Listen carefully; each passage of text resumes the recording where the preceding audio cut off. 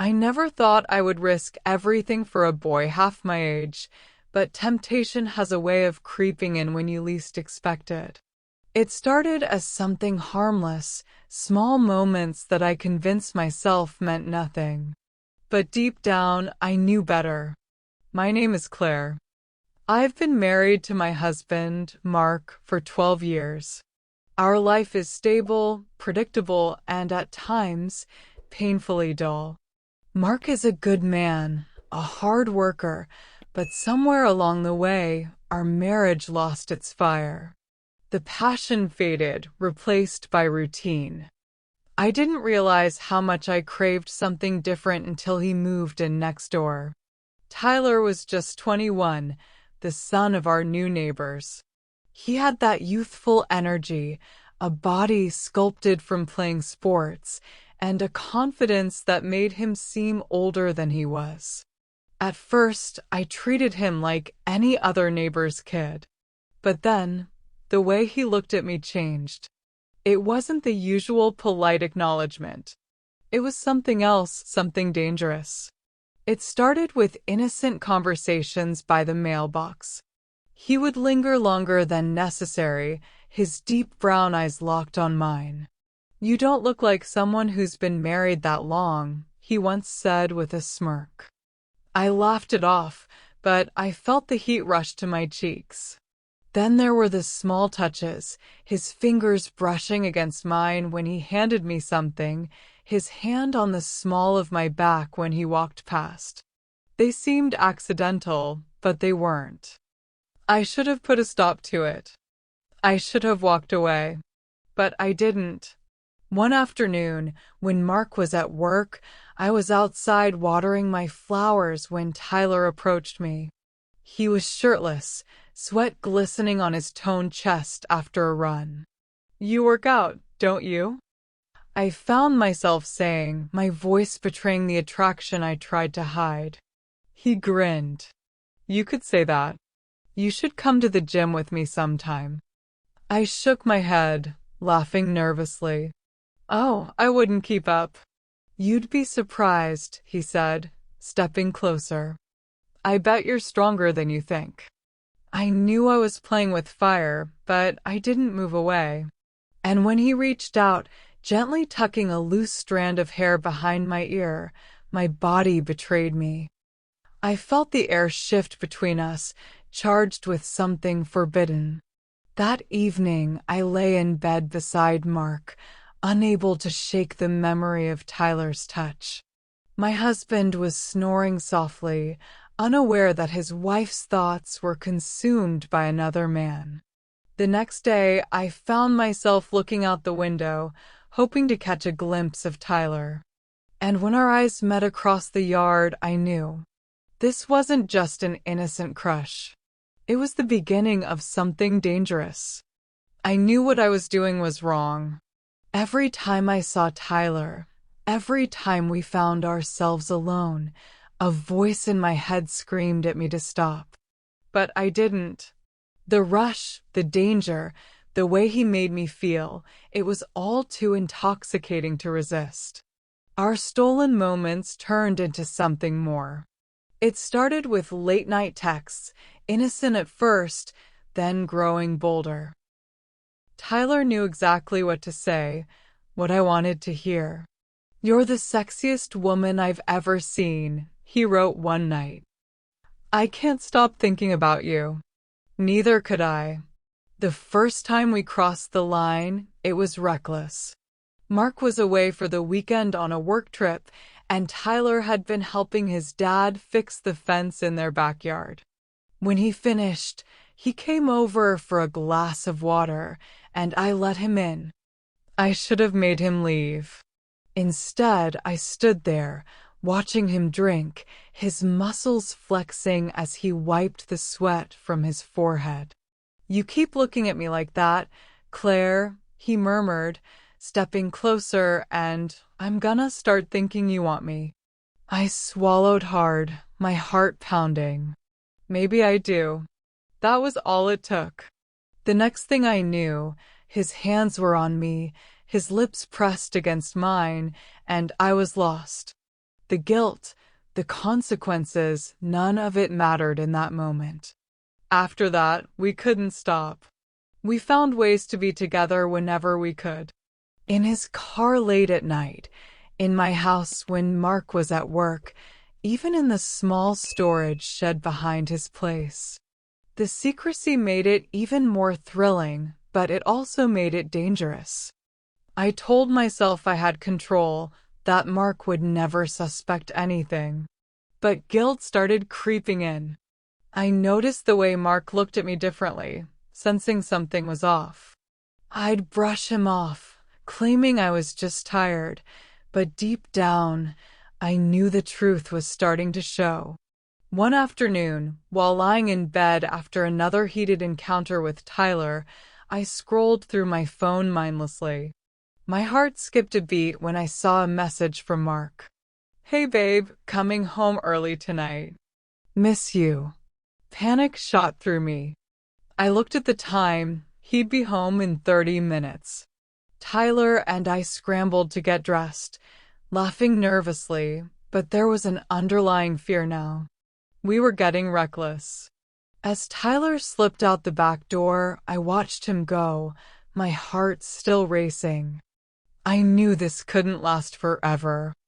I was playing with fire, and eventually I would get burned. But I couldn't stop. If you want more heart-racing and thrilling stories like this, don't forget to like and subscribe. Guilt is a strange thing. It doesn't always come crashing down all at once.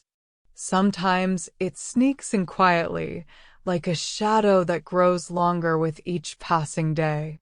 That was how it started for me. Little moments of hesitation. The way my hands shook when I texted Tyler. The way my heart pounded every time Mark kissed me, knowing I had been with someone else just hours before. But even as the guilt ate at me, I kept going back to Tyler. One evening, as I stood in the kitchen preparing dinner, Mark leaned against the counter, watching me. His eyes were narrowed, his lips pressed into a thin line. "You've been different lately," he said suddenly. I froze for a second before forcing a smile. "Different how?" He shrugged. "I don't know. Distracted. Distant. You barely look at me anymore." I turned back to the stove, my heart racing. "I've just been tired. You know, with everything going on." Mark didn't say anything right away. Then, quietly, he asked, "Is there something I should know, Claire?" I gripped the wooden spoon so tightly my knuckles turned white. For a moment, I was sure he knew. But when I turned to look at him, his face wasn't angry. It was hurt. I forced a laugh. "Of course not." "Don't be silly, Mark. You're just overthinking things." He gave me a long, searching look before nodding slowly. But I knew the seed of doubt had been planted. Things got even riskier after that. Tyler and I started sneaking around more carefully, but the thrill of it made us careless in other ways. One night, as we sat in his car at the edge of town, he reached over and ran his fingers along my thigh. "I think your husband's starting to suspect something," he murmured. I let out a shaky breath. "I know. I can feel it." Tyler smirked. "Maybe we should be more careful. Or maybe you like the danger." I shivered at his words because I knew they were true. But the danger wasn't just in my head. A few days later, my best friend, Lisa, stopped by unannounced. She sat in my living room, sipping coffee, before she suddenly said, "Mark asked me if I noticed anything different about you." I nearly dropped my mug. "What? Why would he ask you that?" Lisa gave me a knowing look. "Claire, I love you. And I'm not stupid. Neither is Mark." I forced a laugh. "I don't know what you're talking about." She sighed. "Look, I don't know who it is, but I know there's someone. And if I can tell, Mark will figure it out soon enough. I swallowed hard, my pulse pounding in my ears. There's nothing to figure out. Lisa didn't believe me, but she let it go. That night, I couldn't sleep. I lay in bed next to Mark, staring at the ceiling, knowing that everything was starting to fall apart. And then, the real nightmare began. Mark started asking more questions. He started checking his phone less at night and paying more attention to me. He even made excuses to stay home from work. It was subtle, but I knew I was being watched. One evening, as I stepped outside to throw out the trash, I saw him. Mark, standing at the window, his arms crossed, his eyes locked on me. My blood ran cold. I turned my head, and there, across the yard, was Tyler. He was looking at me, too, a small smirk on his lips. And in that moment, I realized something. I wasn't just playing a dangerous game. I was about to lose it. I knew it was only a matter of time before everything crashed down around me. The guilt had been eating at me for weeks, but what terrified me more was the way Mark had changed. He was no longer just suspicious, he was watching me. I felt his eyes on me when I moved around the house, when I went outside, when I picked up my phone. It was suffocating. And yet, I still couldn't stop. I met Tyler one last time. It was reckless, stupid, even. We were in my house, in my bed, knowing Mark had left for work that morning. But the moment I lay beside Tyler, all the fear and guilt faded away, replaced by the hunger that had drawn me to him in the first place. I had no idea Mark was coming home early. I didn't hear the front door open. I didn't hear the heavy footsteps down the hall. But when the bedroom door swung open, my heart stopped. Mark stood there, his face pale, his eyes dark with something I had never seen before. Rage. Tyler scrambled out of bed, grabbing his clothes, but Mark didn't even look at him. His eyes were locked on me. My mouth opened, but no words came out. Mark's voice was eerily calm. "How long, Claire?" Tears welled in my eyes. "Mark, How long?" I swallowed hard. Lying was pointless now. A few months. A muscle in his jaw twitched. He took a deep breath, exhaling slowly, as if trying to control the storm inside him. "Get out," he said, his voice dangerously low. Tyler hesitated, looking at me. I couldn't even meet his eyes. He grabbed his things and bolted. Then, it was just the two of us. I reached for the sheets, wrapping them around myself, feeling smaller than I ever had before. "Mark, please." He let out a bitter laugh. "Please? Please what, Claire? You want me to forget what I just saw? You want me to pretend like I didn't walk in on my wife screwing the neighbor's kid?" I flinched at his words. "I never meant to hurt you." He shook his head. "Then why did you?" I had no answer.